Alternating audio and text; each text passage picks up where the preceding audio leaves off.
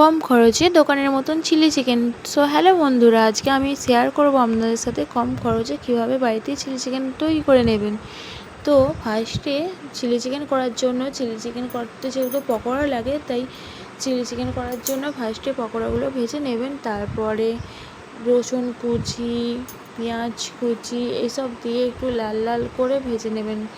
লাল লাল করে ভেজে নেওয়ার পরে ওর মধ্যে একটু ক্যাপসিকাম কেটে দিয়ে দেবেন। ক্যাপসিকামগুলো যেন খুব বড় না হয়, তো দিয়ে ভেজে নিয়ে তার মধ্যে পেঁয়াজ কুচি দেবেন। পেঁয়াজ কুচিগুলো দেখবেন যেন একটা গোল পেঁয়াজকে 4 ভাগ করলে যেরকম ফালি হয় না, ঠিক ওই রকমভাবে কেটে নেবেন। ওই রকমভাবে কেটে নিলে চিলি চিকেনের টেস্টটাই আলাদা হয়।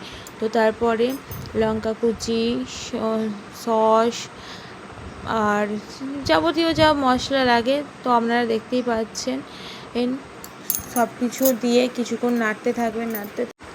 হ্যাঁ, চিলি চিকেনের ওই যে পকোড়াটা একটু কড়া করে ভাজবেন। তারপরে একটু হালকা চিনি দিয়ে দেবেন, কারণ হালকা চিলি চিকেনের একটু মিষ্টি মিষ্টি না হলে অবশ্য ভালোও লাগে না, ওই কারণেই বললাম একটু চিনি দেওয়ার কথা। তার সঙ্গে একটু চিলি সসও দিয়ে দিতে পারেন, একটু ঝাল মিষ্টি পাইলে হয়ে যাবে, তো জিনিসটা ভালোও লাগবে। তার মধ্যে আমি পেঁয়াজ রসুনের জল করে রেখেছিলাম যাতে টেস্টটা আরেকটু বেটার হয়, তো ওটাও দিয়ে দিলাম। তারপরে দেখতেই পাচ্ছেন চিলি চিকেনের কালারটা কতটা সুন্দর এসেছে। তারপর আমি একটা মশলা ছড়িয়ে দিয়েছিলাম।